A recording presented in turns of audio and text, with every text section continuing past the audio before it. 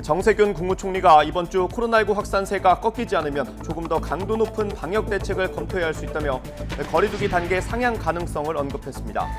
방역 당국도 현재 4차 유행의 갈림길에 서 있으니 개인이 방역 수칙을 철저히 지켜달라고 당부했습니다. 오늘부터 다중이용시설을 운영하거나 이용하는 사람들이 기본 방역 수칙을 어기면 모두 과태료가 부과됩니다. 출입명부도 대표자 한 명이 아닌 모든 방문자의 이름을 써야 합니다. 4.7 재보궐선거를 사흘 앞둔 마지막 휴일이었던 어제 여야는 총력전을 펼쳤습니다. 박영선, 오세훈 두 후보는 강세 지역을 찾아 표심 다지기에 나선 가운데 내곡동 땅 특혜 의혹과 거짓 해명 논란을 둘러싼 날선 공방도 계속됐습니다. 서울시장 후보들의 마지막 TV 토론이 오늘 오후 2시부터 방송기자클럽 주관으로 열립니다. 토론은 1시간 30분 동안 진행되는데 YTN은 전 과정을 생중계합니다. 서울 노원구에서 새 모녀를 살해한 혐의를 받는 20대 남성이 구속됐습니다. 피의자는 택배기사로 위장해서 아파트에 침입했는데 경찰은 오늘 피의자의 신상을 공개할지 결정할 예정입니다. 2018년 속초시 의원이 당선된 뒤 아들이 속초시 인근 농지를 샀는데 갑자기 간선도로와 연결되는 새 길이 나면서 땅값이 2배 넘게 뛰었습니다. 이번 아들은 그곳에 고급주택을 지어 분양 중인데 이에 충돌 논란이 일고 있습니다. 여러분 안녕하십니까? 4월 5일 굿모닝 YTN 시작합니다. 코로나19 확진자 수가 닷새 연속으로 500명대를 기록하면서 4차 대유행 우려가 커지고 있습니다. 정부는 현재 확산세가 직전 대유행 시점과 닮은 점이 많다면서 대국민 담화를 통해 방역수칙 준수와 모임 자제를 호소했습니다. 김대겸 기자입니다. 4차 유행의 갈림길에서 코로나19 신규 환자는 또다시 500명대를 기록했습니다. 지난달 31일 이후 벌써 닷새째입니다. 확진자 수가 일시적으로 줄어드는 이른바 주말 효과가 없었다는 점도 주목해야 합니다. 검사 건수는 평일보다 절반 가까이 줄었지만 확진자 수는 543명으로 전날과 똑같았습니다. 현재 상황은 대유행이 본격화되기 직전과 유사한 점이 많습니다. 지금 우리는 4차 유행이 시작될지 모르는 걸림길에 서 있다고 볼 수 있습니다. 최근 확산 양상도 4차 유행 우려를 더욱 키우고 있습니다. 종교시설과 어린이집, 목욕탕 등 일상 공간을 중심으로 감염자가 느는 데다 부산과 충청 지역 유흥시설 집단 감염도 확산 속도를 계속 높이고 있기 때문입니다. 비수도권 지역 확진자 수가 전체의 40%가량으로 감염의 축이 점차 수도권 밖으로 확산하는 것도 좋지 않은 신호입니다. 전반적으로는 지방에서 점차 더 많은 확진자가 나오는 것은 일종의 장기적으로 계속 이어지는 추세가 될 것 같습니다. 정부도 다시 한번 긴장의 고삐를 당겼습니다. 과태료 부과를 통해 기본 방역수칙 준수를 의무화하고 감염 사례가 많은 시설에 대해선 대대적인 현장 점검에 나선다고 밝혔습니다. 또 국민 스스로가 자발적 수칙 준수와 함께 선제적 검사, 예방접종에 나서줄 것도 당부했습니다. 지난 1년간 보여주신 모습처럼 기본적인 방역수칙을 지켜주시고 모임을 취소하고 예방접종에 참여하여 코로나19를 이겨낼 수 있도록 봄철 인파와 함께 4.7 재보선 등 재유행 위험이 곳곳에 자리하고 있는 만큼 지난 3차례 대유행에 교훈을 되새겨야 할 때입니다. YTN 김대겸입니다. 오늘부터 다중이용시설을 운영하거나 이용하는 사람들이 기본 방역수칙을 어기면 모두 과태료가 부과됩니다. 출입 명부에도 모든 방문자가 이름을 기입해야 합니다. 김문경 기자가 보도합니다. 과태료가 부과되는 기본 방역수칙 대상자는 관리자와 종사자, 이용자 모두입니다.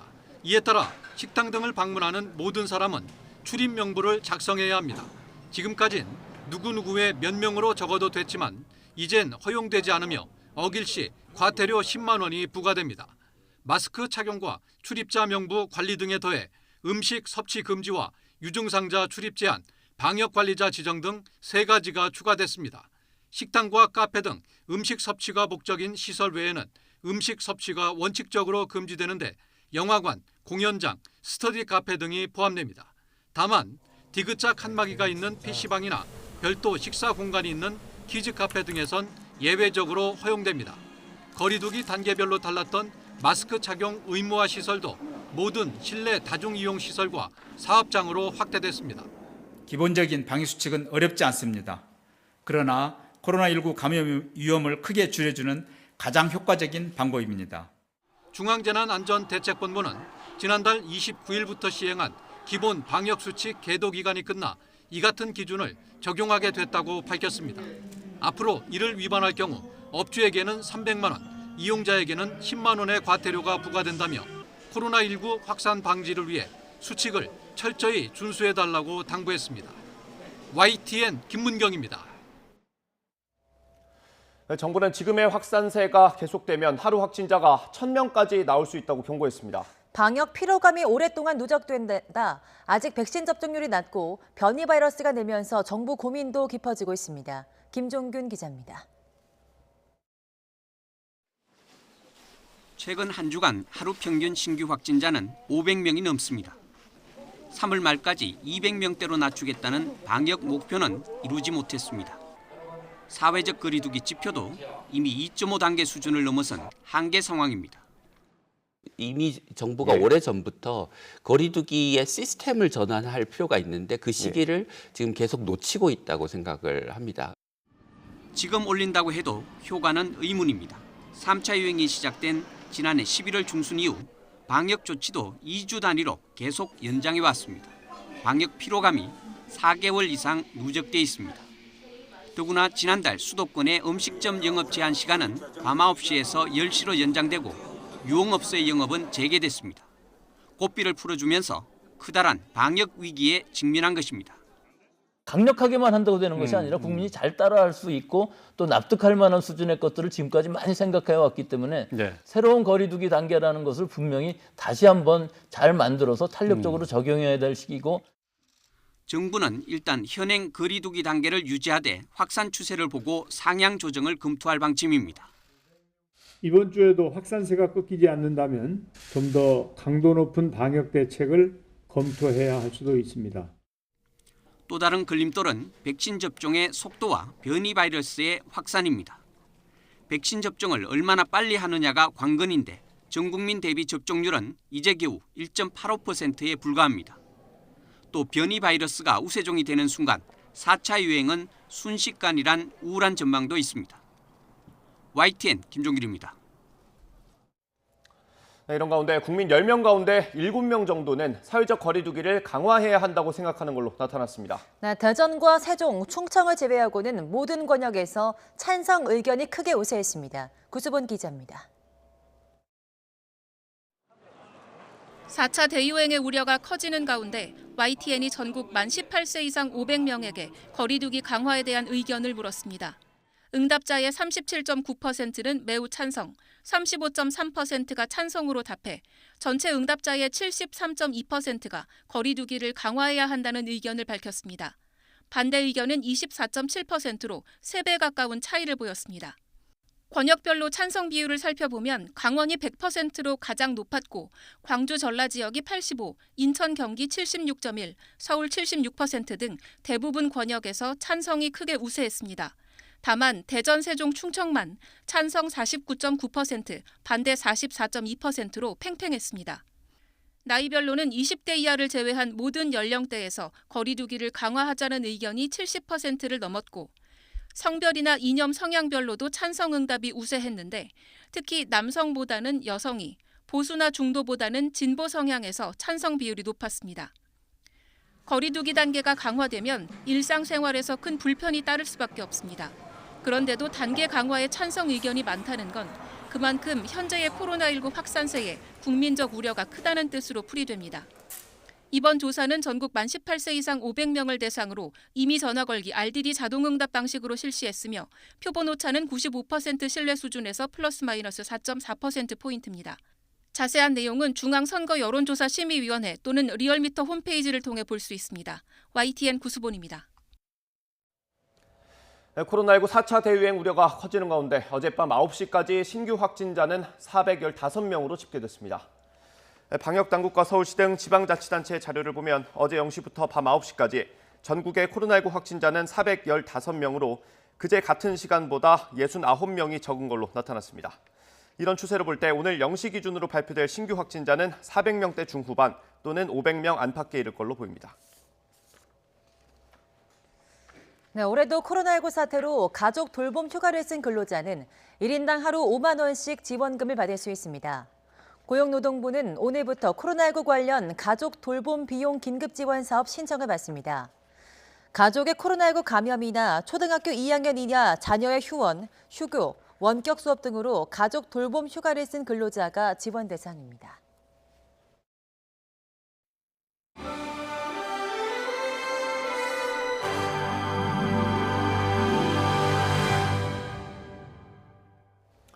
네, 4.7 재보궐선거를 앞두고 마지막 휴일이었던 어제 여야 서울시장 후보들은 유세 총력전을 펼쳤습니다. 네, 모두 지지세가 강한 지역을 찾아 표심 다지기에 들어간 가운데 내곡동 땅 의혹을 둘러싼 비판과 반박도 계속됐습니다. 이경국 기자입니다. 선거를 앞두고 맞은 마지막 휴일, 여야 서울시장 후보들은 광폭 행보를 이어갔습니다. 박영선 후보는 성당과 교회, 부활절 종교 행사에 참여해 종교계의 지지를 호소하며 하루를 시작했습니다. 이어진 인터넷 언론과의 간담회에선 오 후보의 내곡동 땅 의혹에 대한 비판을 이어갔습니다. 많은 그 부족함이 있다라고 생각하지만 그 부족함보다는 거짓말하고 서울시장에 당선되는 역사에 오점을 남기는 선거는 아니지 않는가 이렇게 생각합니다. 이후에는 민주당 지지세가 강한 노원구와 도봉구를 찾아 유세에 나섰습니다. 당 지도부도 지역을 나눠 일제히 박 후보에 대한 지원 사격에 나섰습니다.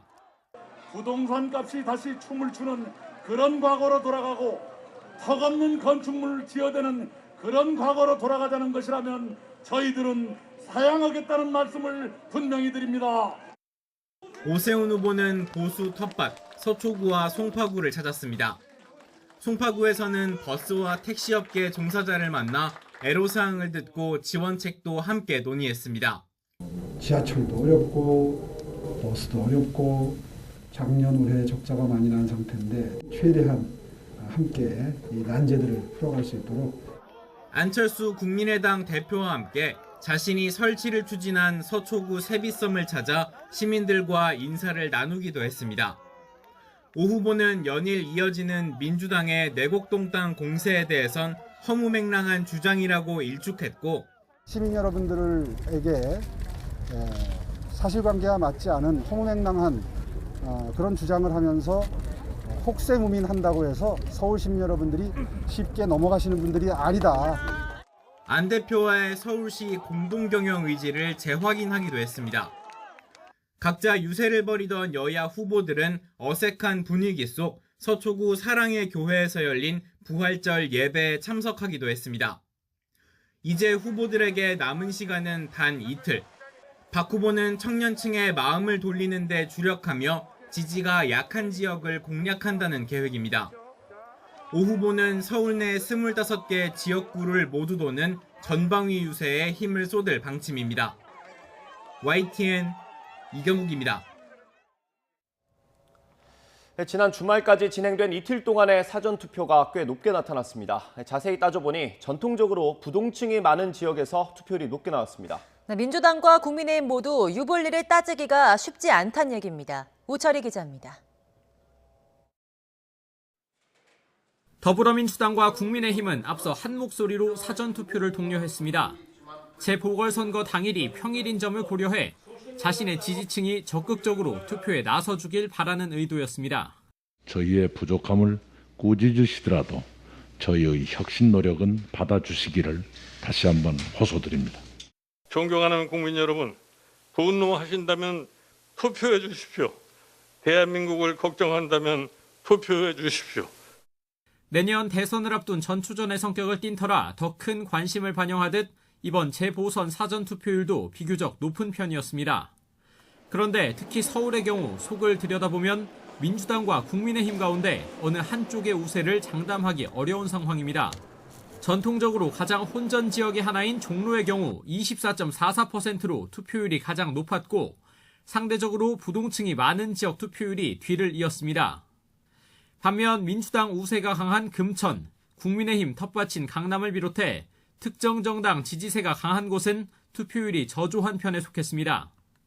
민주당은 그동안 사전 투표율이 높을수록 좋은 결과로 이어졌던 만큼 전통적 지지층과 국민의힘 후보들의 연이은 의혹에 실망한 부동층 상당수가 사전 투표에 참여했을 것으로 보는 반면 우리가 올바른 길로 나가기 위해서는 민주당 기호 1번을 찍어야 되는 것 아닌가 하는 이런 어떤 결집력이 이제 시작됐다. 국민의힘은 문재인 정권 심판이라는 바람에 동참하는 유권자들이 투표장으로 향한 대신 현 정권이나 여론조사 결과에 실망한 민주당 지지층의 투표 포기를 기대하고 있습니다.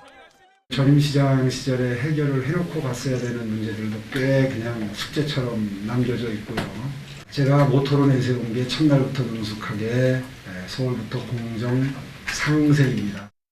동상이몽 속에 남은 기간 민주당과 국민의힘 모두 전통적 지지층을 향해 투표를 적극 권유하는 동시에 남은 부동층 공략에 총력을 다할 전망입니다.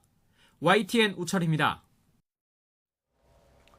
앞서 민주당은 국민의힘 오세훈 후보가 사퇴하지 않으면 중대 결정을 내리겠다고 예고했습니다. 네, 오세훈 후보 측은 적어도 겉으로는 크게 신경 쓰지 않는 분위기인데요. 민주당의 카드가 뭔지 주목됩니다. 차정윤 기자입니다. 사전투표 첫날인 지난 2일 더불어민주당 박영선 서울시장 후보 측은 국민의힘 오세훈 후보 정직성에 심각한 하자가 있다며 사퇴를 촉구했습니다. 중대 결심이라는 최후의 카드도 꺼낼 수 있다고 언급했습니다. 다만 그 내용이 무엇이냐는 질문에는 말을 아꼈습니다. 상황에 따라서는 중대한 결심도 배제할 수 없다는 말씀을 분명하게 드립니다. 어떤 두고 보십시오. 박 후보는 캠프 측의 발언이 자신과 사전에 교감이 없는 발언이었다고 선을 그으면서도 오세훈 후보 측의 답변을 중대 결심 폭로의 전제 조건으로 달았습니다. 사전에 이제 저하고 어떤 교류가 있었던 것은 교감이나 교류가 있었던 것은 아닙니다. 그 뭔가를 하기로 한 것에 대해서 오세훈 후보 측에 답변이 있어야 하겠다는 거예요. 답변이 있은 후에. 이에 대해 오 후보는 무대응 기조로 일관하며 논란을 일축하는 모습입니다. 오히려 실체가 없는 네거티브를 중단하고 원칙 있는 패배를 준비하라면서 역공을 펼쳤습니다. 선거 막판 정권 심판론으로 판세가 기울었다는 판단 아래 여권의 변수 만들기에 휘둘리지 않겠다는 뜻으로 읽힙니다. 민주당에서요 중대 결심을 언급하고 있는데요. 이 부분은 좀 어떻게 보세요? 그 부분에 대해서도 저는 특별히 관심이 없습니다. 중대 결심 실체 논란이 불거지자 박 후보 측은 오 후보의 이해충돌 의혹과 거짓 해명에 대해 엄중한 책임을 물을 구상이 있다며 캠프에서 논의하고 결심하면 즉시 실행할 것이라고 밝혔습니다. 오 후보의 내곡동 땅 투기 의혹과 관련한 내용이라는 전망이 나오는 가운데 정작 폭로에 알맹이가 없다면 오히려 여당의 역풍으로 돌아올 가능성도 있습니다. YTN 차정은입니다. 부산시장 후보들도 휴일이었던 어제 지역을 돌면서 유권자들을 만났습니다. 선거일이 다가오면서 네거티브 공방도 가열되고 있습니다. 박종혁 기자가 보도합니다.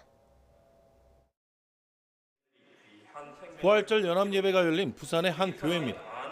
민주당 김영춘 후보와 국민의힘 박형준 후보가 예배당 맨 앞줄에 나란히 앉아 있습니다. 지지를 호소하기 위해 교회를 찾은 겁니다. 두 후보는 2시간이 넘도록 행사에 참석하고 나와서 악수도 했습니다. 예수님께서 부활하신 기쁜 날 찬양하는 날입니다. 오늘 부산이 너무 어려운 위기 도시이기 때문에 부산도 부활했으면 좋겠다 그런 바람으로 예수님의 정신이 실제로 일상생활 속에도 우리 시민사회 내에서도 널리 깃들기를 바랍니다.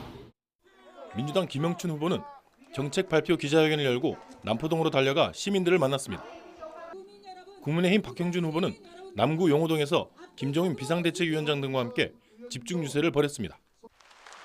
이런 가운데 선거일이 며칠 남지 않으면서 두 후보 사이에 의혹 제기 여론전도 과열되고 있습니다. 김영춘 후보 측에서는 박형준 일가 6대 비리 게이트 기자회견을 열고 각종 의혹을 본인이 해명하라고 몰아붙였습니다. 6대 비리 게이트 의혹에 대해서 명확하게 해명하고 시민들 앞에 사죄하십시오. 그렇지 않을 경우 수사기관 고발을 포함한 가능한 모든 법적 조치로 박형준 후보 측도 기자회견을 열고 김영춘 후보의 광장동 아파트 전셋값 인상과 관련해 부동산 위선의 끝판왕이라고 맞불을 놨습니다. 부산 시민을 우롱하지 말고 석고 게재하시기 바랍니다. 여러분, 이런 위선적인 김영춘 후보에게 우리의 소중한 한 표 줄 수 있습니까? 주말까지 이틀 동안 진행된 부산 사전투표의 결과는 지난 2018년 7회 지방선거보다 높은 18.65%였습니다. 두 후보가 서로에게 유리하다는 해석을 하고 있는 상황. 그 결과를 알 날이 코앞으로 다가왔습니다. YTN 박종혁입니다.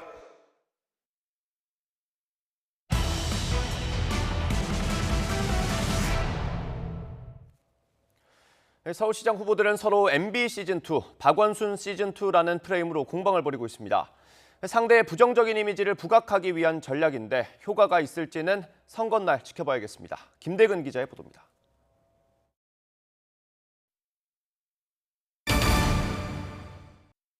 공식 선거운동 첫날, 민주당 박영선 후보의 메시지는 이명박 시즌2인 오세훈 후보가 당선돼선 안 된다는 것이었습니다. 오 후보는 이명박 전 대통령 시절 서울시를 운영하며 4대강에 적극 찬성하는 등 정권의 실책을 함께한 인물이라는 비판입니다. 우리는 이명박 시즌2를 결코 용납할 수 없습니다. 그동안 우리가 피, 땀, 눈물로 힘겹게 이루어왔던 대한민국의 민주주의, 경제, 민주화, 정의 다시 후퇴하게 둘 수는 없지 않습니까, 여러분? 이에 오세훈 후보는 박 후보는 박원순 시즌2라며 맞불을 놨습니다. 이번 보궐선거가 고 박원순 전 시장의 성추행 사건에서 비롯됐다는 점과 민주당의 피해 호소인 호칭 등 2차 가해 논란을 상기시키며 박 후보에게 책임을 묻는 전략입니다. 박원순 시즌2가 되면 제가 제일 가슴 아프게 생각하는 분이 한 분 계십니다. 지난번 박원순 시장에서 성추행을 당하고 지금 소리 없이 숨죽이고 누가 다음 시정을 맡을 것인지 조용히 지켜보고 계시는 그 피해자분. 이 같은 프레임 공방은 오 후보 내곡동 땅 의혹을 이명박 전 대통령의 BBK 사건에 빗대 부각하거나 제 경험으로 보면 BBK 때도 똑같았습니다. 이명박 전 대통령 BBK 얼렁뚱땅 거짓말하다가 선거 며칠 전에 증거물 동영상이 나왔습니다. 지금까지 서울시와는 다른 부동산 정책을 공약한 박 후보의 신뢰를 흔드는 데에도 활용됐습니다. 박영선 후보가 당선되면 저는 박원순 시즌2라고 생각하는데 여러분 동의하십니까? 재개발 재건축을 무조건 막아온 박원순 시정이 그대로 계속되면 여러분 그것이 바람직한 서울시장입니까? 박 후보는 또 대선 시장 경험을 강조하는 오 후보를 향해 무상급식 반대로 사퇴한 전력과 전시행정으로 이미 10년 전 실패한 시장이라며 공격했습니다. 이번 서울시장 선거는 개혁과 공정을 바라는 일 잘하는 새로운 시장이냐 아니면 거짓말하는 실패한 시장이냐 바로 그런 선거입니다, 여러분. 오 후보는 부동산 정책에 대한 불만, LH 사태 등으로 들끓는 민심을 바탕으로 정권 심판론에 힘을 싣기 위해 박 후보는 문재인 아바타라는 프레임을 내세웠습니다. 문재인 정부는 그동안에 많은 실정과 무능을 거듭해왔습니다. 저는 실정과 무능의 대명사 문재인 아바타인가라고 박영선 후보에게 묻고 싶습니다.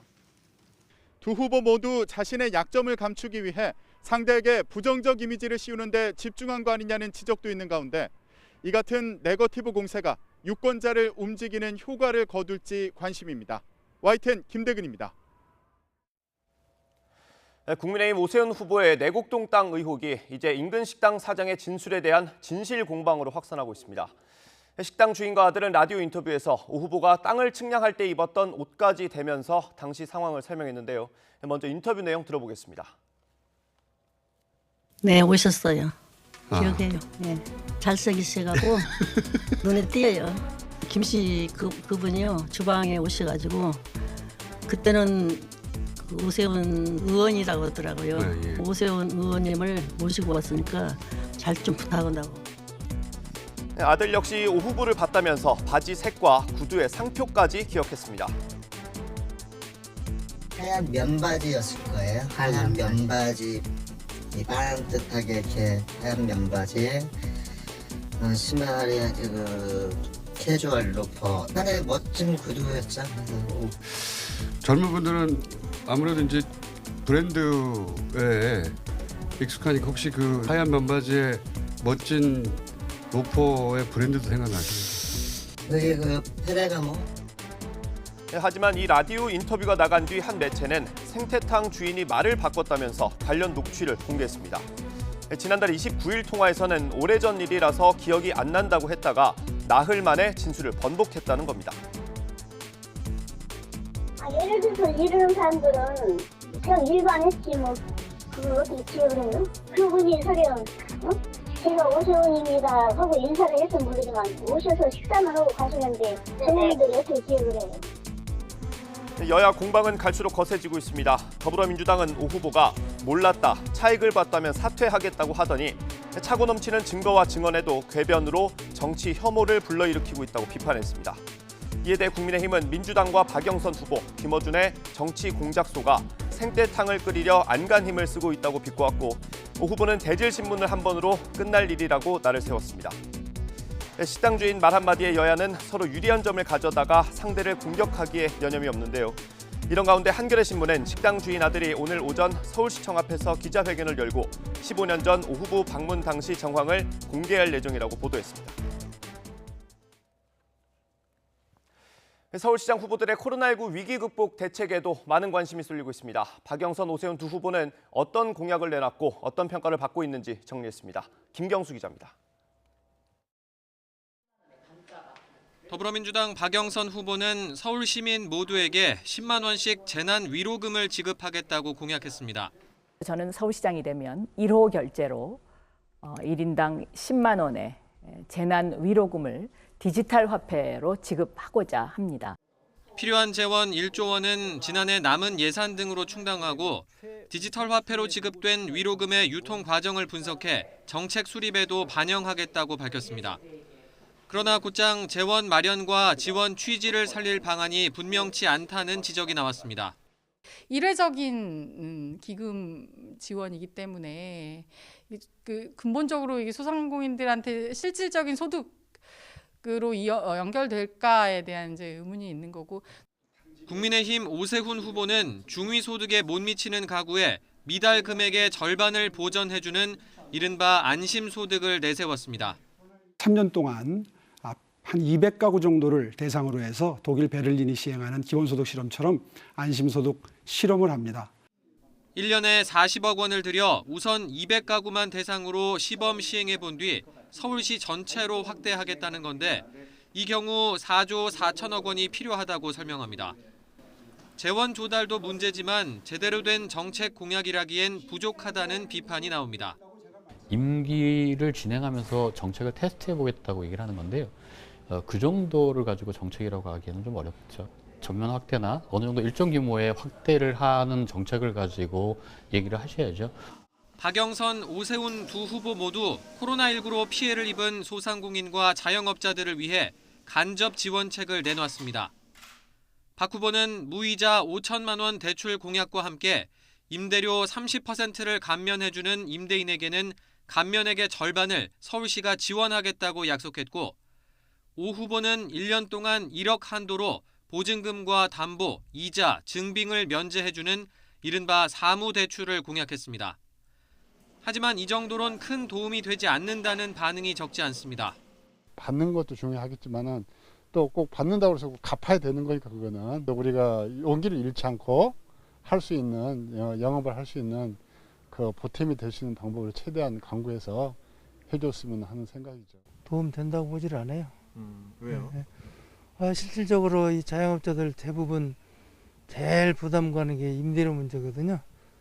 임대료에 대해서 일부 보조 있으면 몰라도 대출이라는 게 뭐 큰 의미 없다고 봐요. 더구나 공약대로라면 적지 않은 예산이 필요한데 1년 3개월 임기에 시장이 할 수 있는 게 많지 않다는 목소리도 있습니다. 서울시민은 1년 3개월짜리 서울시장을 고용하고자 했는데 5년짜리 세금 청구서를 내밀었다. 저희는 그렇게 보고 있습니다. 이것저것 다 해주겠다는 게 아니고요. 1년 3개월 동안 무엇을 꼭 하겠다고 하는 약속을 좀 기다렸는데요. 실현 가능한 공약이라고 후보들은 강조하지만 전반적으로 충분한 고민 없이 내놓은 선심성 공약 아니냐는 시선이 따갑습니다. YTN 김경수입니다. 서울시장 보궐선거를 이틀 앞두고 후보들의 마지막 TV 토론이 열립니다. 오늘 오후 2시부터 방송기자클럽 주관으로 더불어민주당 박영선, 국민의힘 오세훈 후보 간 TV 토론회가 실시됩니다. 박영선 후보는 오세훈 후보의 내곡동 땅 관련 특혜 의혹과 거짓 해명 논란을 집중적으로 추궁할 걸로 예상됩니다. 이에 맞서 오 후보는 부동산 정책 등 문재인 정부의 정책 실패와 박원순 전 시장의 성추행 사건 등을 문제 삼을 걸로 보입니다. 토론은 오후 2시부터 1시간 30분 동안 진행되고 YTN은 전 과정을 생중계할 예정입니다. 광주광역시에서 공사 중이던 주택이 무너져 작업자 4명이 매몰됐습니다. 소방당국이 이들 4명을 모두 구조했는데 이 가운데 2명은 끝내 숨졌습니다. 김민성 기자입니다. 광주광역시 계림동 주택 공사 현장입니다. 목조 주택 한 동이 완전히 무너져 파편들이 어지럽게 흩어져 있습니다. 건물은 공사 중 굉음과 함께 순식간에 무너진 것으로 전해졌습니다. 무슨 무럭 소리가 나더라고. 무럭 소리가 상당히 컸어. 설마 저것이 내려앉으면 무럭 안 나와졌구나. 사고 현장은 바로 이 골목 안쪽입니다. 목조 주택이 무너지면서 작업자 4명이 건물 더미에 깔렸습니다. 건물이 무너진 건 오후 4시 20분쯤. 2명은 의식이 희미한 채로 다른 2명은 중태에 빠져 근처 병원으로 이송됐습니다. 2명은 결국 병원에서 숨졌습니다. 이들은 건물을 보강하는 작업 중이었던 것으로 전해졌습니다. 옛날 2층짜리 집인데요. 거기 인테리어에다가 그랬어요. 인테리어에다가 아마 하중을 못 이겨가지고 그래서 붕괴된 것 같습니다. 경찰과 소방당국은 주변 정리를 마치는 대로 현장 관계자들을 상대로 정확한 사고 경위를 조사할 예정입니다. YTN 김민성입니다. 오늘 새벽 0시 50분쯤 경상북도 상주시 중부 내륙고속도로 북상주 IC 근처 창원 방향에서 차량 7대가 연달아 부딪히는 사고가 발생했습니다. 이 사고로 40대 남성 운전자 A씨가 중상을 입었고 30대 2명이 다쳐 병원으로 옮겨졌습니다.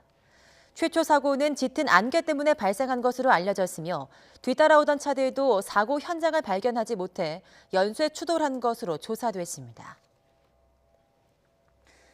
경찰이 서울 노원구 아파트에서 새 모녀를 살해한 혐의를 받는 20대 남성의 신상 공개 여부를 두고 오늘 심의에 들어갑니다.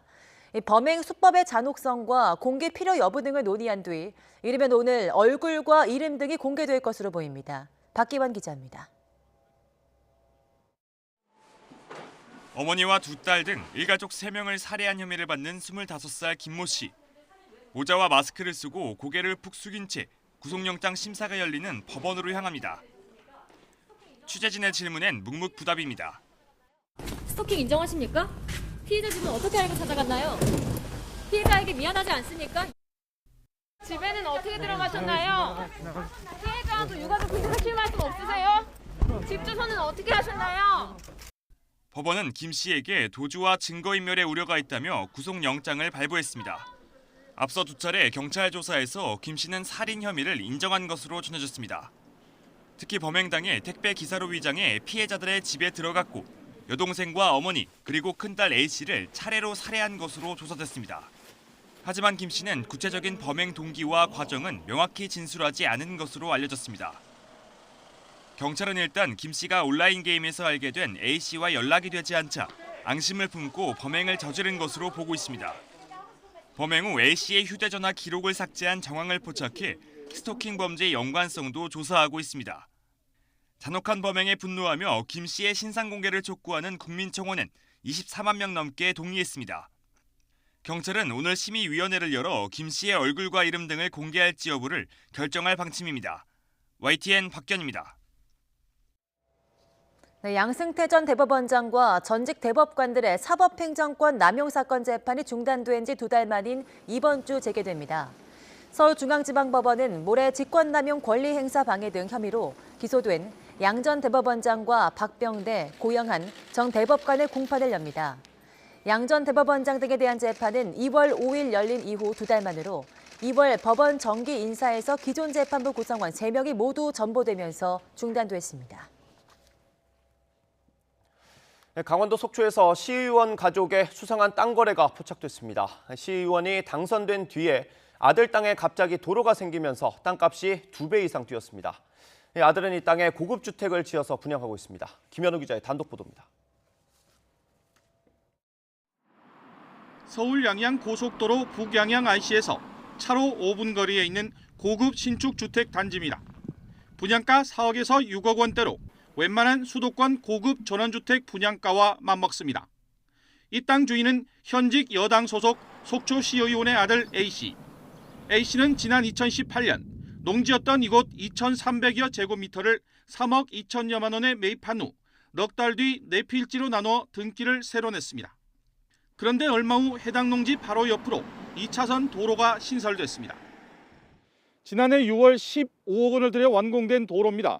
속초 시내에서 시의원 아들 소유의 빌라촌까지 1km가량을 돌아와야 했는데 이 도로가 깔리면서 100여 미터로 줄었습니다. A씨의 어머니는 속초시 예산 집행 상황을 속속들이 알고 있는 의원 B씨. B씨는 지난 2018년 속초시 의원에 당선된 뒤 부의장 자리에 올랐는데 공교롭게도 취임 이후 아들의 농지 매입과 필지 쪼개기, 도로 신설과 고급 주택 건설이 동시에 이루어졌습니다. 주변 도로 상황 개선으로 땅값은 구입 당시보다 2~3배가량 뛰었습니다. 토목 공사를 해서 개발을 한 토지들이 사실 그때 당시 주변의 시세보다는 사실 공사가 들어갔던 토목 공사가 된 땅들이기 때문에 가격이 분명히 상승을 하거든요. 2년 전하고 비교를 좀 하자면 2.5배 정도 상승을 했습니다. 비 의원은 해당 도로 건설을 사전에 전혀 몰랐으며 아들이 지은 주택 중 한 채는 본인이 직접 거주할 예정이라고 해명했지만 이해 충돌 논란이 일고 있습니다. 지방시의회의 경우 시에서 행하는 대부분의 공사에 대해서 사전에 인지할 수밖에 없는 위치에 있기 때문에 토지를 산 이후에 도로가 개설됐다면 이와 같은 경우에도 이해충돌 소지가 존재한다. 속초시청 관계자도 비 의원의 해명은 납득하기 어렵다고 지적합니다. 그 사업을 하기 위해서 예산을 또 편성하고 그 예산을 승인받기 위해서는 다 의회 승인사항이 예산 같은 경우 의회 승인사항이기 때문에 보고를 안 할 수가 없는 사업입니다. A씨에 대해선 땅 구매 자금 출처와 농지법 위반 여부에 대해서도 들여다봐야 한다는 지적이 나오고 있습니다. YTN 김현우입니다. 임대차 3법 통과를 한 달 정도 앞두고 월세를 크게 올린 더불어민주당 박주민 의원이 최근 세입자와 월세를 낮춰서 재계약한 걸로 확인됐습니다. 민주당 송영길 의원은 SNS를 통해 박주민 의원이 임대료를 9.3% 인하해서 세입자와 재계약했다는 사실을 전하면서 박 의원 조치에 안도했다고 밝혔습니다.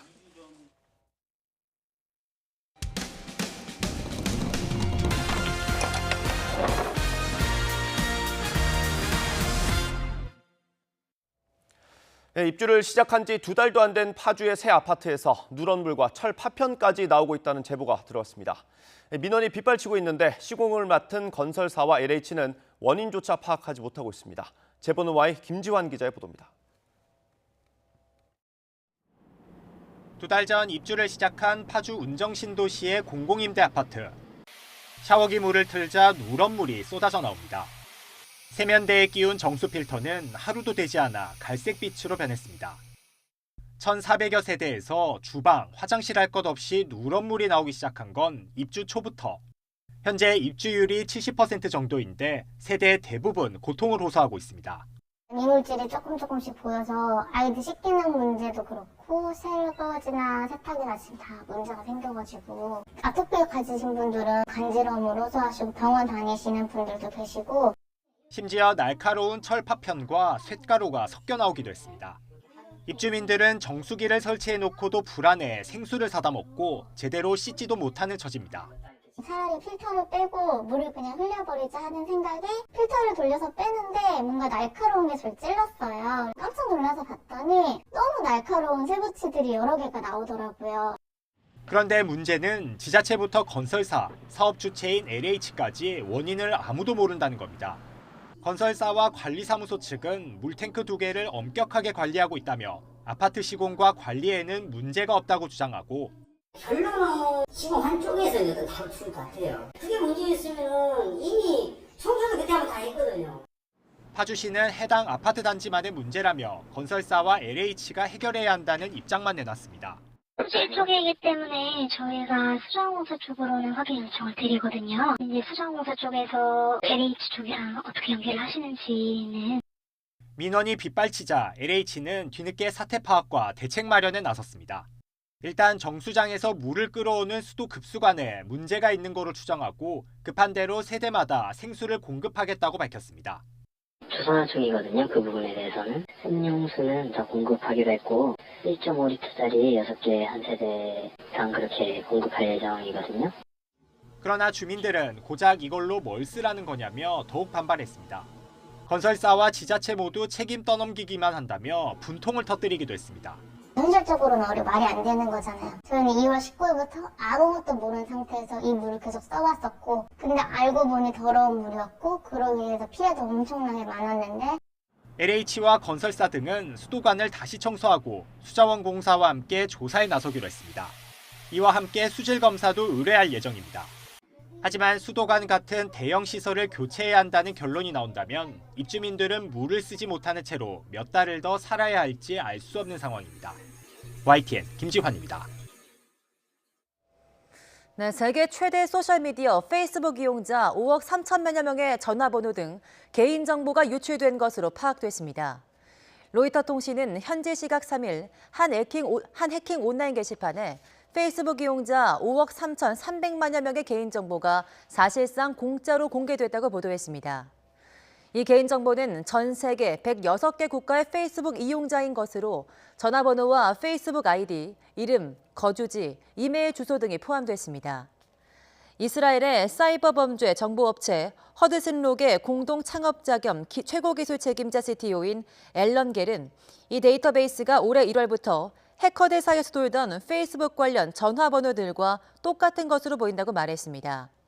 당시 한국 페이스북 사용자 12만 1천여 명의 개인정보를 판매한다고 이 사이트에 게시됐습니다. 네, 한국과 중국은 올해와 내년을 문화교류해로 정하고 최근 열린 외교장관회담에서도 문화교류를 확대하기로 했습니다. 우리로서는 한류 제한령이 곧 풀리나 하는 기대가 생기는데요. 중국은 여전히 답을 내놓지 않았습니다. 베이징에서 강성광 특파원이 보도합니다. 이번 한중 외교장관 회담에서 우리 측은 이른바 한류 제한령의 해제를 적극 촉구했습니다. 우리나라 영화나 게임, 음악 등의 중국 진출을 풀어달라고 한 겁니다. 우리 국민들이 관심을 갖고 있는 문화 콘텐츠 분야에서 여러 가지 제한 이런 것을 가급적 초기에 해제하는 문제 이런 것도 적극적으로 추진해 나가겠습니다. 앞서 한중 양국은 내년 수교 30주년을 앞두고 올해와 내년을 문화교류의 해로 정했습니다. 때문에 주한미군의 사드 배치로 시작된 한류 제한령의 해제에 대한 기대도 커지고 있습니다. 今明2年是中韩文化交流年，明年我们将迎来中韩建交30周年，两国关系面临着深化发展的重要机遇，我们也同韩方一起。 하지만 중국은 이번 외교장관 회담 결과를 발표하면서 관련 내용을 언급하지 않았습니다. 우리 외교부의 공식 발표문에도 중국이 지속적으로 소통하겠다고 답한 것으로 돼 있습니다. 검토는 하고 있지만 당분간 시간이 더 걸릴 거라는 의미입니다. 이런 상황에서 최근 한국 배우가 주연을 맡은 영화가 중국에서 예매까지 됐다가 개봉이 취소됐습니다. 김치와 삼계탕까지 중국 음식이라면서 우리 국민의 감정을 자극하는 일도 빈번해지고 있습니다. 한국과 중국이 정한 문화 교류의 해지만 마음의 벽은 더 쌓이고 있습니다. 베이징에서 YTN 강성웅입니다. 네, 최근 미국에서 아시아계 사람들을 향한 폭력 행위가 잇따르고 있는 가운데 뉴욕 경찰에 접수된 아시아계 대상 증오 범죄 건수가 지난해와 올해 특히 급증한 것으로 나타났습니다. 박상남 기자가 보도합니다. 뉴욕타임스는 현지 시간 4일자 보도에서 뉴욕 경찰에 신고된 아시아계 대상 증오 범죄가 2019년엔 3건에 불과했던 것이 지난해엔 28건으로 급증했다고 전했습니다. 특히 올해의 경우 현재까지 지난해 전체 신고 건수보다 많은 35건이 뉴욕 경찰에 신고된 것으로 나타났습니다. 이 신문은 증오범죄의 경우 일반적으로 경찰에 신고되는 경우가 적어 실제 발생 건수는 이보다 훨씬 더 많을 것으로 분석했습니다. And also, Asian American has always been they have a tendency of not reporting these crimes. 뉴욕타임스는 미국 전역의 언론 보도를 자체 분석한 결과 지난해 3월부터 현재까지 110건 이상의 아시아계 대상 증오범죄가 발생했다고 전했습니다. 이 신문은 이 수치가 명확하게 아시아계를 겨냥한 범죄만 집계한 것이라면서 이 가운데 절반은 범행 과정에서 중국으로 돌아가라와 같은 아시아계에 대한 명백한 차별 발언이 함께 이루어졌다고 설명했습니다. 특히 뉴욕이나 보스턴의 경우 아시아인을 제외한 다른 인종에 대한 증오범죄는 오히려 감소한 것으로 나타났습니다. 아시아계 소유의 주택이나 사업장에 인종차별적인 낙서를 남기는 범죄도 적지 않았습니다.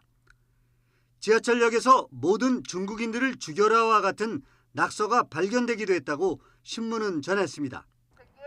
이 신문은 아시아계 대상 증오범죄 급증과 관련해 도널드 트럼프 전 대통령이 코로나19를 중국 바이러스로 부르면서 아시아계에 대한 반감을 확산시켰다고 지적했습니다. YTN 박상남입니다.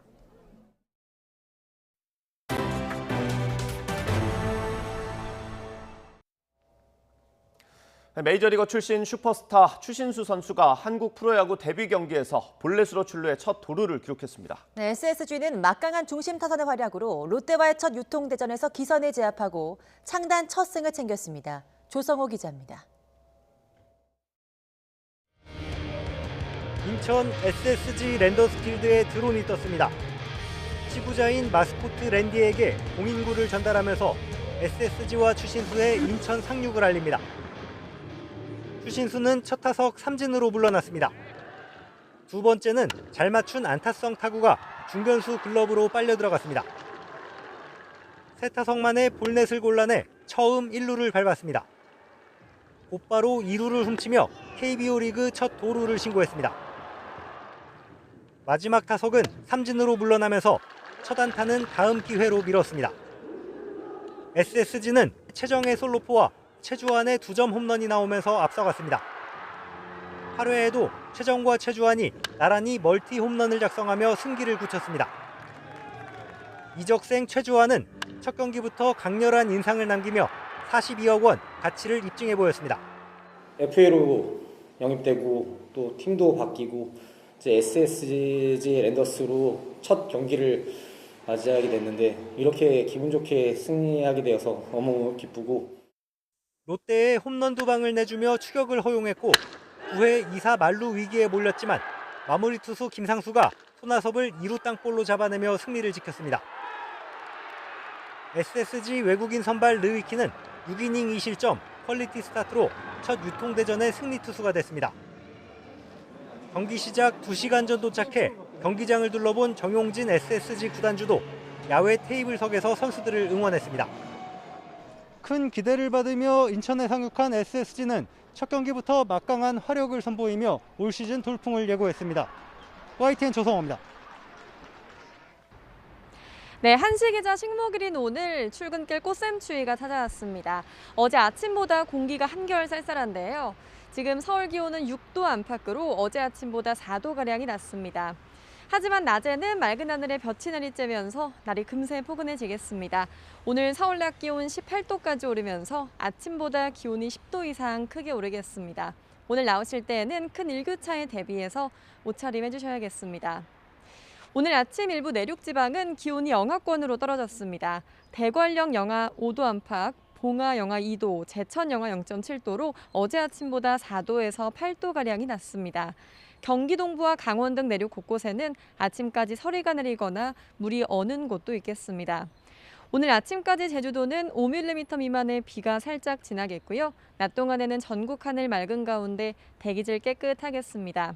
한낮 기온은 서울과 대전 18도, 광주 20도, 대구 17도로 어제보다 2도에서 7도가량 높겠습니다. 이번 주는 비 소식 없이 맑은 날씨가 이어지겠고요. 일교차 큰 봄 날씨가 이어지겠습니다. 오늘 오후까지 영남 해안 지역에는 바람이 강하게 불 것으로 보입니다. 시설물 관리와 안전사고에 주의하셔야겠습니다. 지금까지 상암동 야외 스튜디오에서 YTN 박현실입니다. 4.7 재보궐선거를 사흘 앞둔 마지막 휴일이었던 어제 여야는 총력전을 펼쳤습니다. 박영선, 오세훈 두 후보는 강세 지역을 찾아 표심 다지기에 나선 가운데 내곡동 땅 특혜 의혹과 거짓 해명 논란을 둘러싼 날선 공방도 계속됐습니다. 정세균 국무총리가 이번 주 코로나19 확산세가 꺾이지 않으면 좀 더 강도 높은 방역 대책을 검토해야 할 수 있다며 거리두기 단계 상향 가능성을 언급했습니다. 방역 당국도 현재 4차 유행 갈림길에 서 있으니 개개인은 방역 수칙을 철저히 지켜달라고 당부했습니다.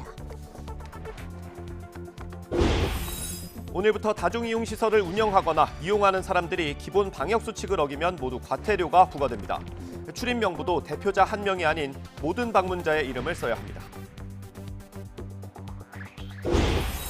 서울 노원구에서 새 모델을 살해한 혐의를 받는 20대 남성이 구속됐습니다. 피의자는 택배 기사로 위장해 아파트에 침입했는데 경찰은 오늘 피의자의 신상을 공개할지 결정할 예정입니다. 굿모닝 YTN 이어갑니다. 4.7 재보궐선거를 앞두고 마지막 휴일이었던 어제 여야 서울시장 후보들은 유세 총력전을 펼쳤습니다. 모두 지지세가 강한 지역을 찾아 표심 다지기에 들어간 가운데 내곡동 땅 의혹을 둘러싼 비판과 반박도 계속됐습니다. 이경국 기자입니다. 선거를 앞두고 맞은 마지막 휴일, 여야 서울시장 후보들은 광폭 행보를 이어갔습니다.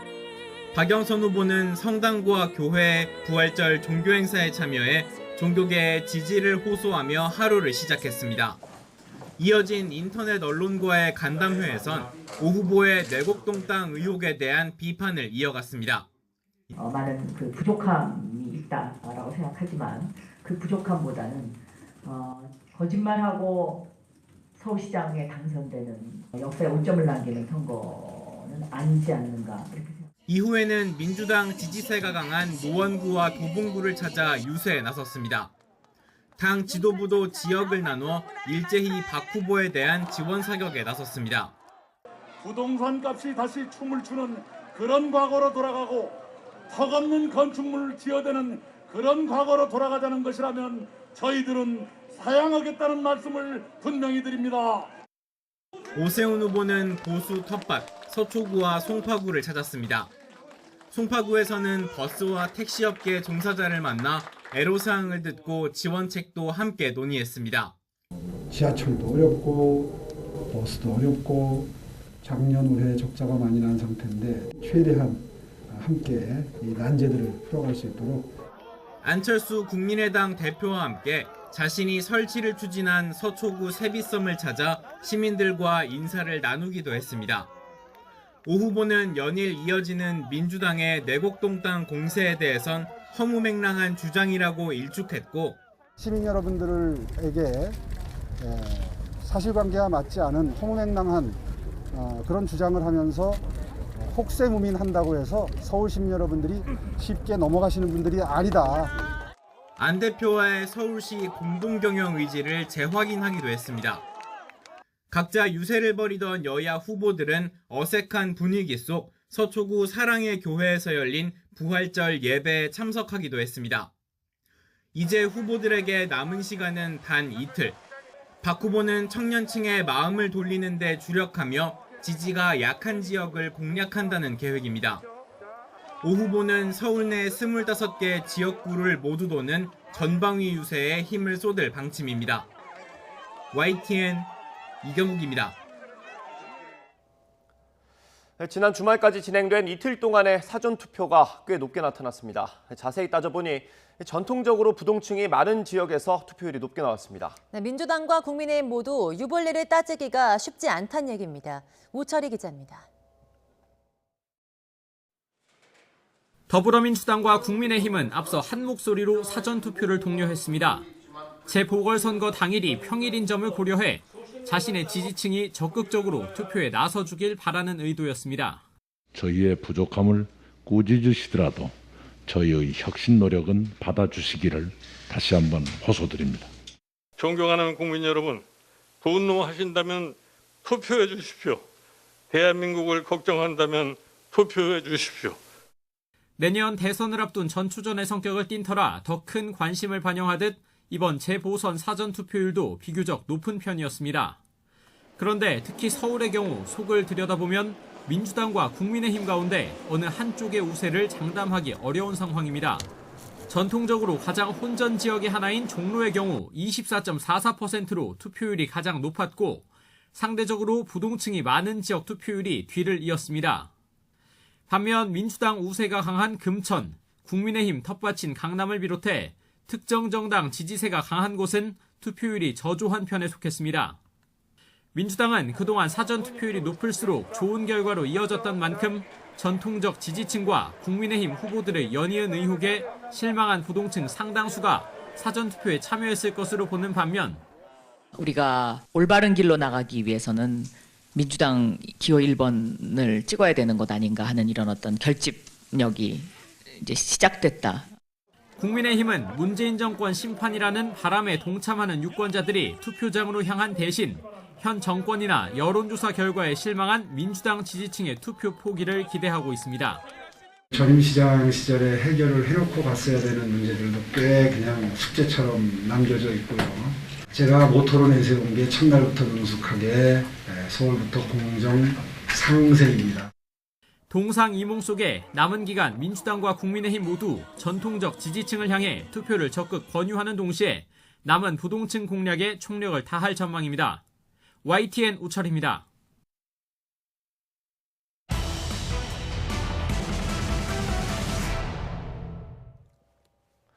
네, 앞서 민주당은 국민의힘 오세훈 후보가 사퇴하지 않으면 중대 결정을 내리겠다고 예고했습니다. 후보 측은 적어도 겉으로는 크게 신경 쓰지 않는 분위기인데 민주당의 카드가 뭔지 주목됩니다. 차정윤 기자입니다. 사전투표 첫날인 지난 2일 더불어민주당 박영선 서울시장 후보 측은 국민의힘 오세훈 후보 정직성에 심각한 하자가 있다며 사퇴를 촉구했습니다. 중대 결심이라는 최후의 카드도 꺼낼 수 있다고 언급했습니다. 다만 그 내용이 무엇이냐는 질문에는 말을 아꼈습니다. 상황에 따라서는 중대한 결심도 배제할 수 없다는 말씀을 분명하게 드립니다. 어떤 부분이 두고 보십시오. 박 후보는 캠프 측의 발언이 자신과 사전에 교감이 없는 발언이었다고 선을 그으면서도 오세훈 후보 측의 답변을 중대 결심 폭로의 전제 조건으로 달았습니다. 사전에 이제 저하고 어떤 교류가 있었던 것은 교감이나 교류가 있었던 것은 아닙니다. 그 뭔가를 하기로 한 것에 대해서 오세훈 후보 측에 답변이 있어야 하겠다는 거예요. 답변이 있은 후에. 이에 대해 오 후보는 무대응 기조로 일관하며 논란을 일축하는 모습입니다. 오히려 실체가 없는 네거티브를 중단하고 원칙 있는 패배를 준비하라면서 역공을 펼쳤습니다. 선거 막판 정권 심판론으로 판세가 기울었다는 판단 아래 여권의 변수 만들기에 휘둘리지 않겠다는 뜻으로 읽힙니다.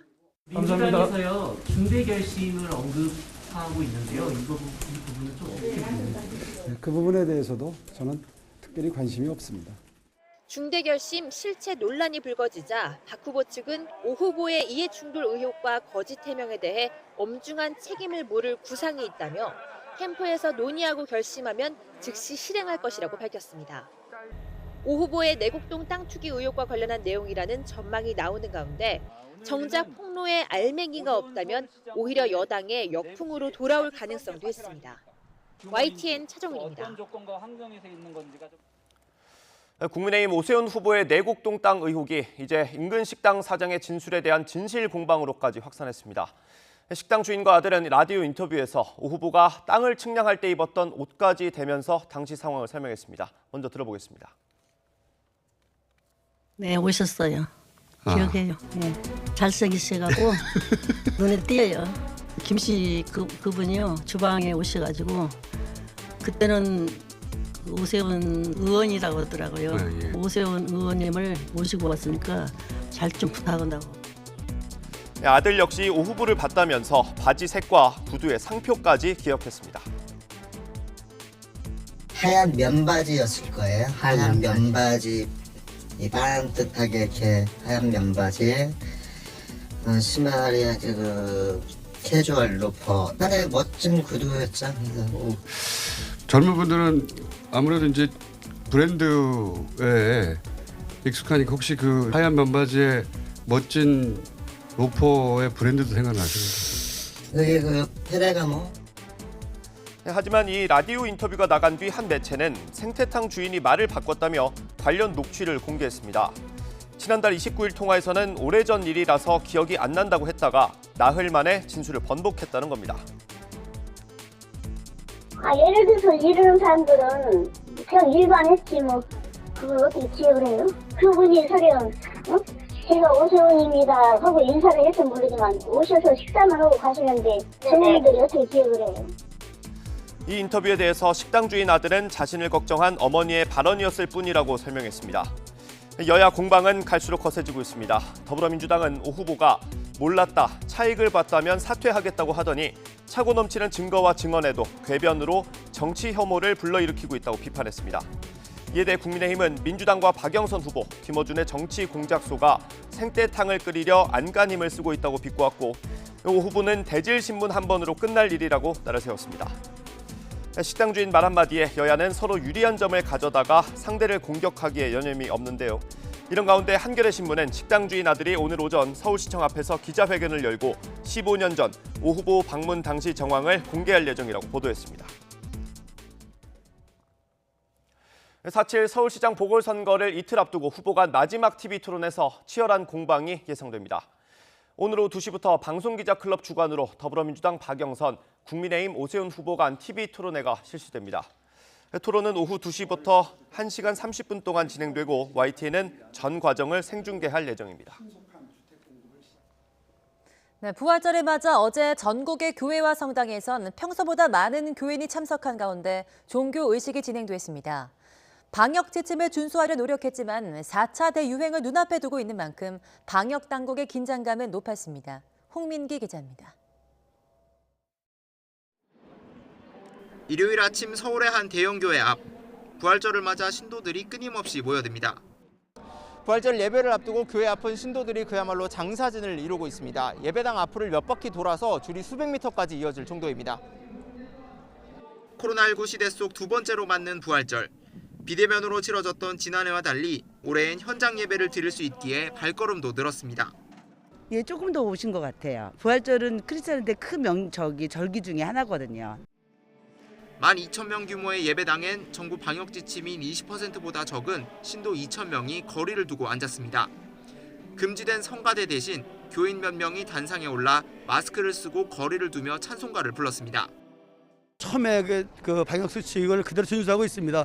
2m 거리두기 제한을 이제 입구서부터 또 출입할 때부터 떨어지지 않는 좌석까지 해서 철저하게 명동 성당도 정원의 20%인 200여 명만 참여해 부활절 미사를 드렸습니다. 추기경과 사제들은 모두 마스크를 쓰고 가림막 뒤에 서서 코로나19로 어려움을 겪는 이들에게 위로를 건넸습니다. 특히 이 코로나로 인해서 애쓰시는 모든 분들을 함께 기억하고 또 희생된 분들도 기억하면서 간부 드리겠습니다.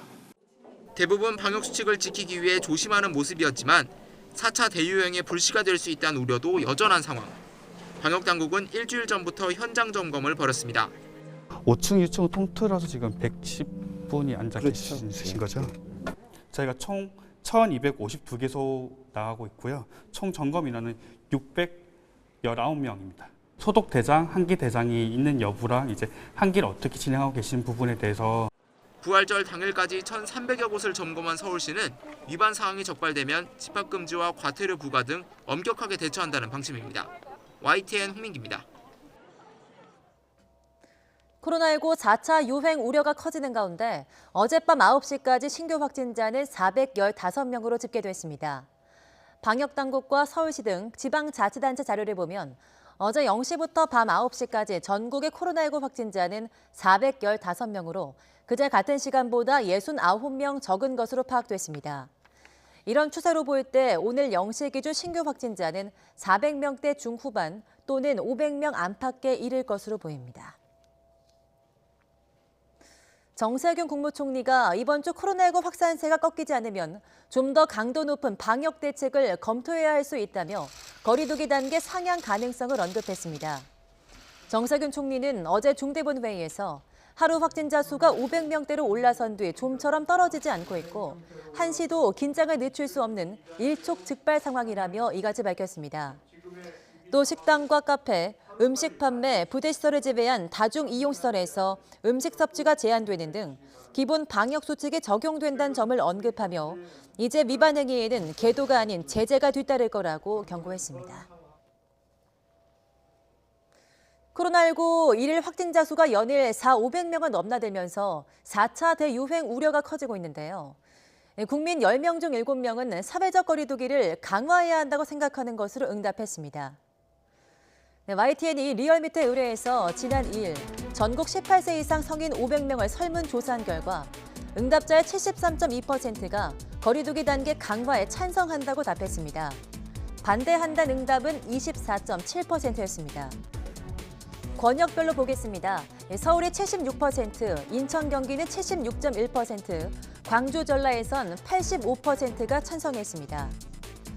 부산, 울산, 경남 지역은 71.7%, 대구, 경북 66.2% 등으로 대부분 찬성 비율이 우세했습니다. 대전, 세종, 충청, 권역만 찬성 49.9%, 반대 44.2%로 찬반이 팽팽했습니다. 나이별로 보면 70대 이상 77.7%, 30대 75.5% 등 모든 연령대에서 찬성 비율이 높았습니다. 이념 성향별로 봤을 땐 진보는 84.8%, 보수 66.6%가 사회적 거리두기 강화에 찬성했습니다. 이번 조사는 전국 만 18세 이상 500명을 대상으로 이미 전화 걸기, RDD 자동 응답 방식으로 실시했으며 표본 오차는 95% 신뢰 수준의 플러스 마이너스 4.4%포인트입니다. 자세한 내용은 중앙선거 여론조사심의위원회 또는 리얼미터 홈페이지를 통해 확인하실 수 있습니다. 네, 오늘부터 다중이용시설을 운영하거나 이용하는 사람들이 기본 방역수칙을 어기면 모두 과태료가 부과됩니다. 출입 명부에도 모든 방문자가 이름을 기입해야 합니다. 김문경 기자입니다. 과태료가 부과되는 기본 방역수칙 대상자는 관리자와 종사자, 이용자 모두입니다. 이에 따라 식당 등을 방문하는 모든 사람은 출입 명부를 작성해야 합니다. 지금까진 누구누구의 몇 명으로 적어도 됐지만 이젠 허용되지 않으며 어길 시 과태료 10만 원이 부과됩니다. 마스크 착용과 출입자 명부 관리 등에 더해 음식 섭취 금지와 유증상자 출입 제한, 방역관리자 지정 등 3가지가 추가됐습니다. 식당과 카페 등 음식 섭취가 목적인 시설 외에는 음식 섭취가 원칙적으로 금지되는데 영화관, 공연장, 스터디 카페 등이 포함됩니다. 다만 디귿자 칸막이가 있는 PC방이나 별도 식사 공간이 있는 키즈 카페 등에선 예외적으로 허용됩니다. 거리두기 단계별로 달랐던 마스크 착용 의무화 시설도 모든 실내 다중이용 시설과 사업장으로 확대됐습니다. 기본적인 방역수칙은 어렵지 않습니다. 그러나 코로나19 감염 위험을 크게 줄여주는 가장 효과적인 방법입니다. 중앙재난안전대책본부는 지난달 29일부터 시행한 기본 방역수칙 계도 기간이 끝나 이 같은 기준을 적용하게 됐다고 밝혔습니다. 앞으로 이를 위반할 경우 업주에게는 300만 원, 이용자에게는 10만 원의 과태료가 부과된다며 코로나19 확산 방지를 위해 수칙을 철저히 준수해달라고 당부했습니다. YTN 김문경입니다.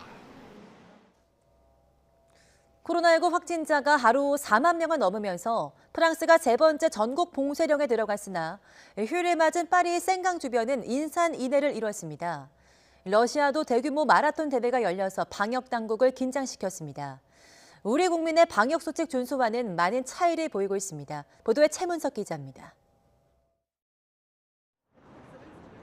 프랑스는 지난해 3월과 10월에 이어 주말부터 세 번째로 전국 봉쇄령이 내려졌습니다. 최소 4주 동안 지역 간 이동이 제한되고 학교 문까지 닫을 정도로 강력한 조치입니다. 그런데도 휴일 파리의 센강 주변은 인산인해를 이뤘습니다.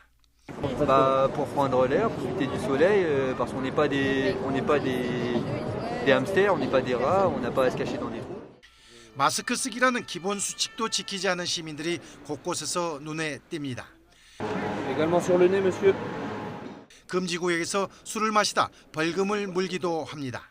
Souvent on met personne sur les quais, ou enfin je vois pas qu'il y ait plus mal de boire une bière que de parler sur les quais en fait. C'est comme ça, on n'a pas le choix. 일요일 러시아 모스크바에서는 봄의 시작을 알리는 마라톤 대회가 열렸습니다. 5,000명 이상이 참석했습니다. 코로나 이전 때보다 더 많은 사람이 참석했습니다. 마스크는 착용하지 않았습니다. Первый официальный забег, пандемия, но мы занимаемся спортом, я верю, что наш иммунитет поборет все болезни. 러시아는 일요일 하루만 8,800여 명의 코로나19 확진자가 나왔습니다. 지금까지 코로나19로 숨진 사람은 22만 5천여 명이 넘습니다. YTN 최문석입니다. 브라질에서 코로나19 확진 사망자가 급증하는 가운데 주요 도시에서 백신 부족으로 접종이 중단되는 사례가 잇따르고 있습니다. 현지 시각 4일 브라질 현지 언론에 따르면 전국 27개 주도 가운데 4곳을 포함해 최소한 12개 도시에서 백신 접종이 일시 중단된 상태입니다. 백신 접종자는 전체 인구의 9%를 약간 넘는 1,918만여 명이며 이 가운데 2차 접종까지 마친 사람은 534만여 명입니다. LG전자가 오늘 오전 이사회를 열고 만성 적자를 낸 모바일 사업에서 완전히 손을 뗄지 결정할 예정입니다. 지금까지 LG전자는 스마트폰 사업에 매각을 놓고 베트남 빈그룹, 독일 자동차 그룹 폭스바겐 등과 접촉했지만 진전이 없던 걸로 전해졌습니다. 또 3,700명가량인 스마트폰 사업을 담당하는 MC사업본부의 인력 재배치를 위한 준비에 착수한 걸로 전해졌습니다. 금융감독원이 오늘 옵티머스 펀드 환매 중단 사태와 관련한 분쟁조정위원회를 열고 투자자에 대한 전액 원금 반환 안건을 회부합니다. 금융당국과 금융투자업계에 따르면 금감원 분쟁조정위원회는 옵티머스 펀드가 투자 대상으로 제시했던 공공기관 매출 채권이 존재하지 않았다는 사실관계에 근거해서 착오에 의한 계약 취소를 적용할 계획입니다.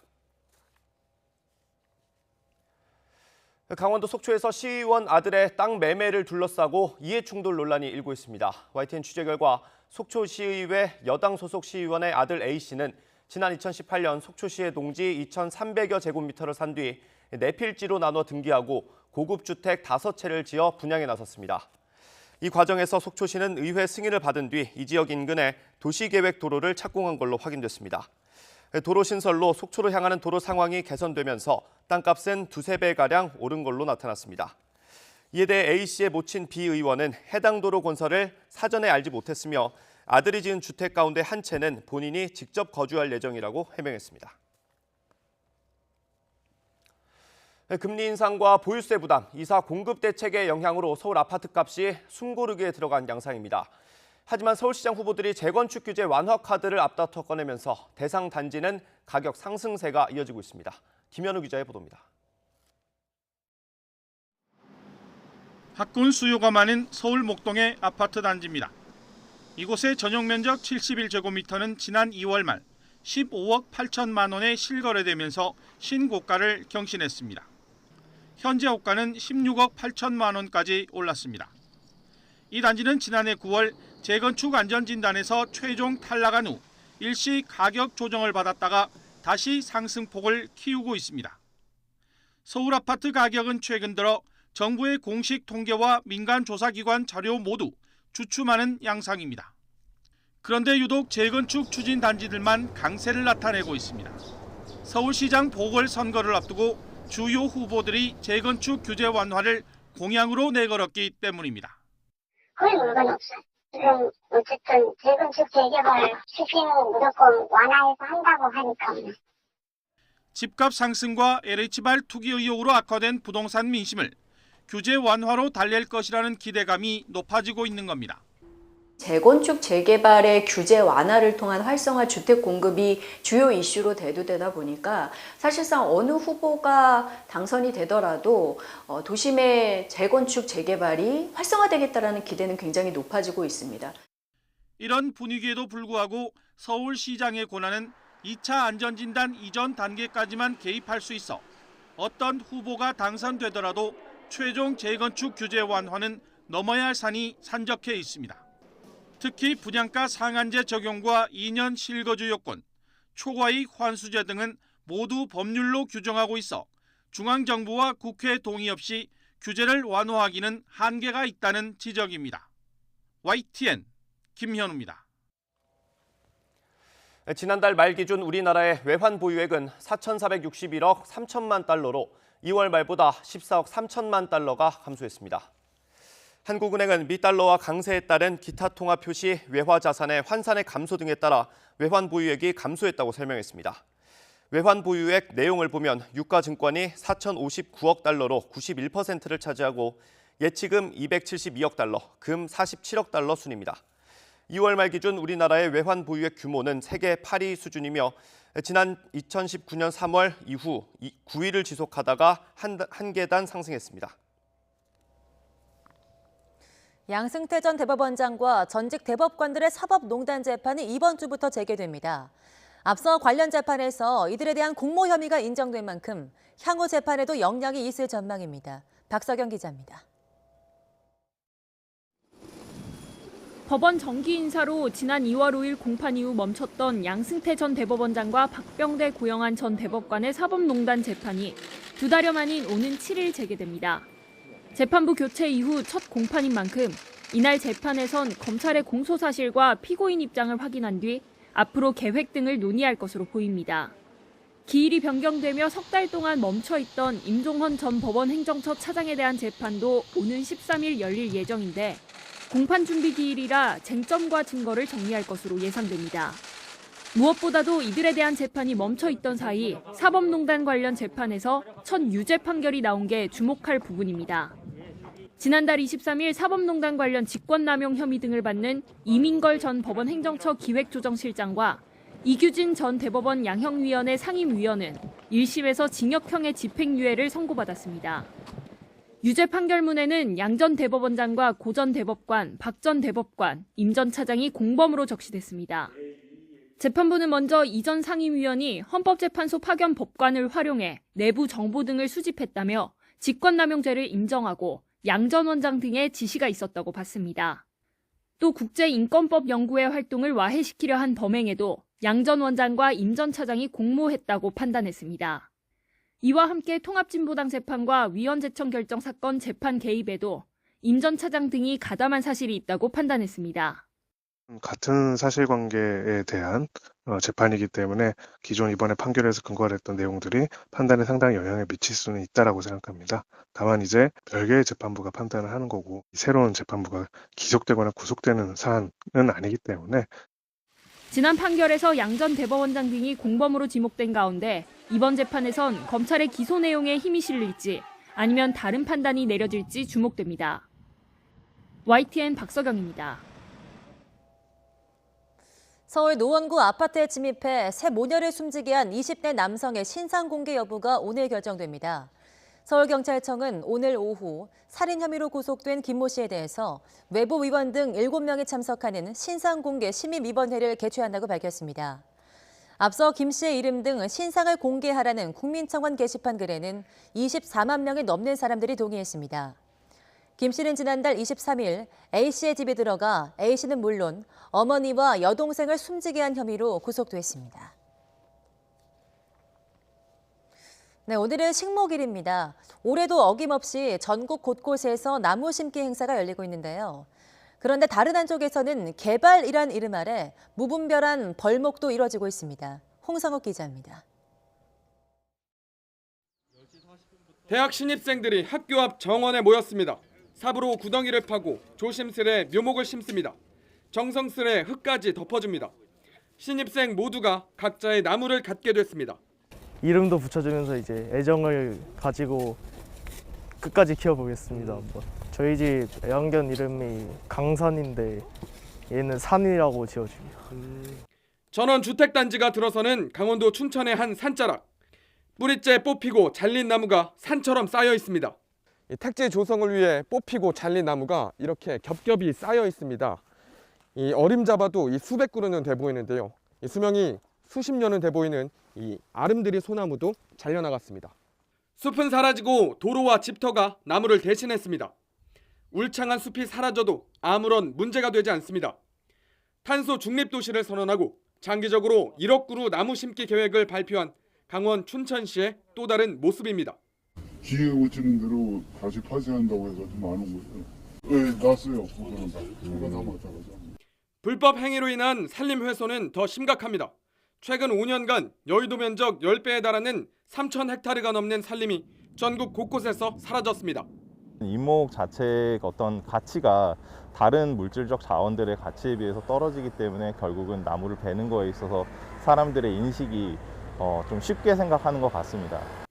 식목일을 맞아 나무 수천 수만 그루가 심어지는 동시에 또 다른 곳에서는 숲 전체가 사라지고 있습니다. YTN 홍석입니다.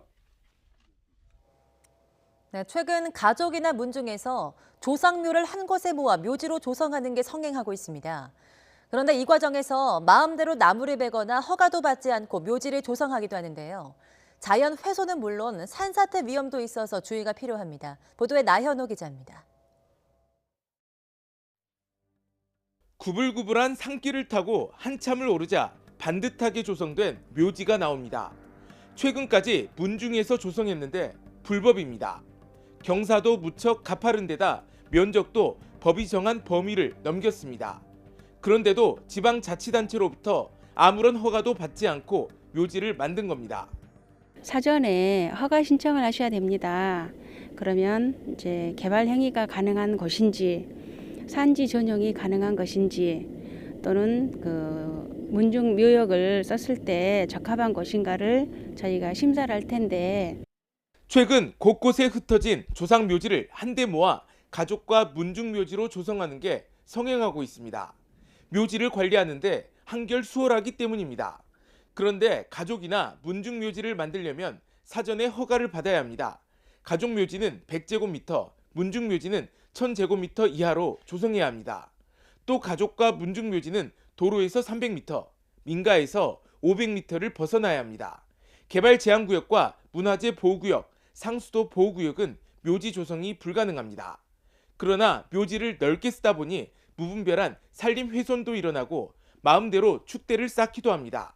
자칫 여름철 집중호우 때 산사태까지 우려되지만 규제를 피해 몰래 산속에 묘지를 조성하다 보니 사전 적발은 쉽지 않습니다. 작년에 유례 없는 수해가 우리 담양을 휩쓸었습니다. 그때 이 산사태가 430군데가 산사태가 났습니다. 그래서 대부분이 일반 산도 있지만 이런 불법으로 조성된 묘지들이 많은 피해를 입었거든요. 그래서 또 그것을 복구하는 데 있어도 여러 가지 어떤 문제점들이 많았습니다.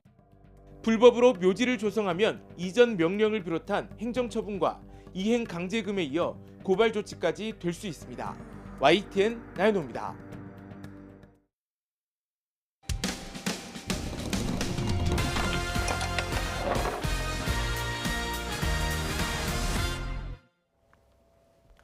입주를 시작한 지 2달도 안 된 파주의 새 아파트에서 누런물과 철 파편까지 나온다는 제보가 들어왔습니다. 네, 민원이 빗발치는데 시공을 맡은 건설사와 LH는 원인조차 파악하지 못하고 있습니다. 제보는 Y 김지만 기자가 보도합니다. 2달 전 입주를 시작한 파주 운정신도시의 공공임대 아파트. 샤워기 물을 틀자 누런물이 쏟아져 나옵니다. 세면대에 끼운 정수 필터는 하루도 되지 않아 갈색빛으로 변했습니다. 1,400여 세대에서 주방, 화장실 할 것 없이 누런물이 나오기 시작한 건 입주 초부터. 현재 입주율이 70% 정도인데 세대의 대부분 고통을 호소하고 있습니다. 이물질이 조금씩 보여서 아이들 씻기는 문제도 그렇고 설거지나 세탁이나 지금 다 문제가 생겨가지고 아토피 가지신 분들은 간지러움을 호소하시고 병원 다니시는 분들도 계시고 심지어 날카로운 철 파편과 쇳가루가 섞여 나오기도 했습니다. 입주민들은 정수기를 설치해놓고도 불안해 생수를 사다 먹고 제대로 씻지도 못하는 처지입니다. 차라리 필터를 빼고 물을 그냥 흘려버리자 하는 생각에 필터를 돌려서 빼는데 뭔가 날카로운 게 저를 찔렀어요. 깜짝 놀라서 봤더니 너무 날카로운 쇠붙이들이 여러 개가 나오더라고요. 그런데 문제는 지자체부터 건설사, 사업 주체인 LH까지 원인을 아무도 모른다는 겁니다.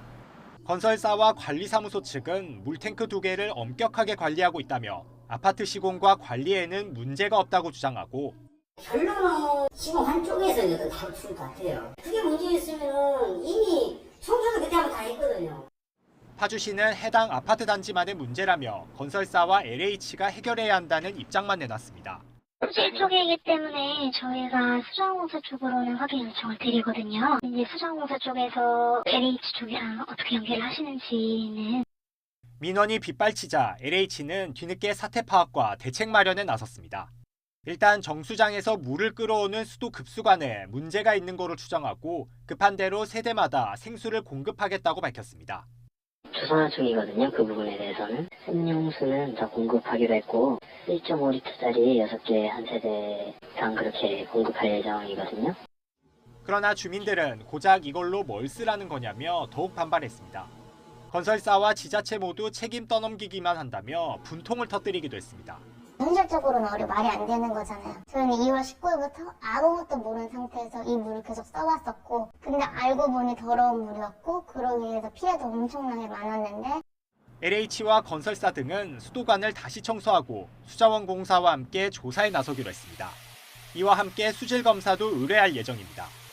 하지만 수도관 같은 대형 시설을 교체해야 한다는 결론이 나온다면 입주민들은 물을 쓰지 못하는 채로 몇 달을 더 살아야 할지 알 수 없는 상황입니다. YTN 김지환입니다. 공룡을 좋아하는 평범한 유치원생이 있습니다. 다른 점은 몸이 조금 아프다는 건데요. 힘내서 병을 꼭 이겨내라고 어른들이 힘을 합쳐 아이의 꿈을 실현해줬습니다.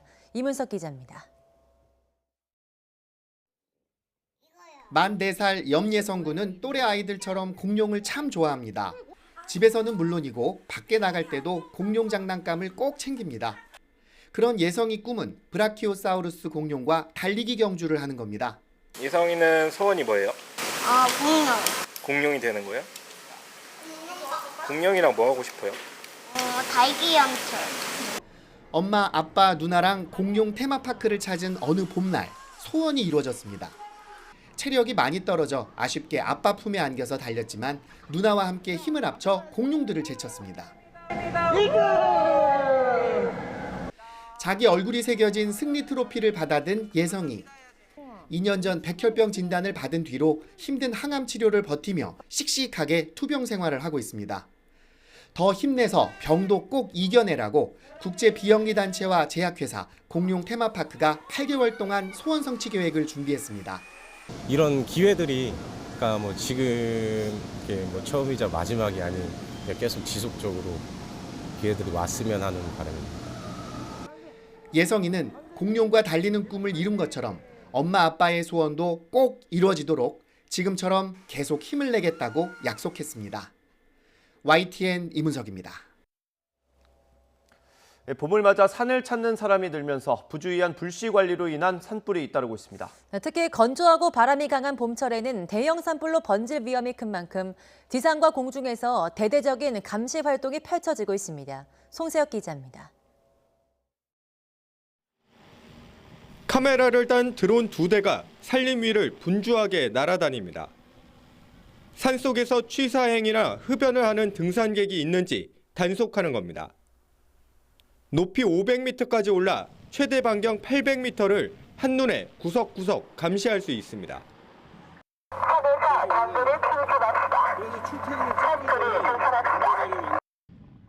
드론으로 촬영한 영상과 사진은 증거물로 활용됩니다. 등산로 주요 길목에는 지상 단속 인력이 투입됐습니다. 등산객들이 라이터 같은 화기를 가졌는지 일일이 점검합니다. 이날 물질 뭐 소지하고 계십니까? 없습니다. 그런 거 없죠. 예. 그리고 산불 조심해 주시고, 예. 즐거운 산행 되십시오. 산에서 담배나 불을 피우다가 적발되면 50만 원 이하 과태료가 부과됩니다. 또 실수로 산불을 내면 3년 이하 징역 또는 3천만 원 이하 벌금을 낼 수 있습니다. 무단 입산자 그리고 산림에서 불을 피우는 행위에 대해서 집중 단속할 계획이고 적발자에 대해서는 반드시 과태료를 부과할 계획입니다. 최근 10년간 산불의 절반 이상은 봄철에 집중됐고 산불 원인은 10건 중 3건이 입산자 과실로 가장 많았습니다. 산림당국은 대형 산불 특별대책기간인 18일까지 대대적인 단속을 벌이고 산불을 낸 사람에 대한 추적도 강화하기로 했습니다. YTN 송세혁입니다. 한시기자 식목일인 오늘 밤사이 기온이 떨어지며 꽃샘추위가 찾아왔습니다. 현재 서울 기온은 5.4도로 쌀쌀하게 느껴지고 있는데요. 다행히 추위는 오래가지 않겠고요. 한낮에는 서울 기온이 18도 선까지 올라서 금세 따뜻한 날씨를 되찾겠습니다. 오늘 전국적으로 맑은 하늘이 함께하겠습니다. 다만 아침까지 제주도에는 빗방울이 떨어지는 곳이 있겠고 내륙에는 서리가 내리거나 얼음이 어는 곳도 있겠습니다. 한편 동해와 남해, 제주 해상에는 풍랑특보가 내려진 가운데 내일까지 물결이 높게 일겠는데요. 또 영남 해안으로는 오후까지 바람도 강하게 불겠습니다. 해안가 안전사고에 유의하시는 게 좋겠습니다. 오늘 낮 기온은 어제보다 2도에서 5도가량이 높겠습니다. 서울의 한낮 기온은 18도, 대구는 17도, 광주는 20도 선까지 껑충 오르겠습니다. 이번 한 주간 맑고 포근하겠지만 일교차가 10도 이상으로 크게 벌어질 전망입니다. 지금까지 날씨 정보였습니다. 굿모닝 YTN 마치겠습니다. 잠시 후 YTN 24가 이어집니다. 함께해 주신 여러분 고맙습니다.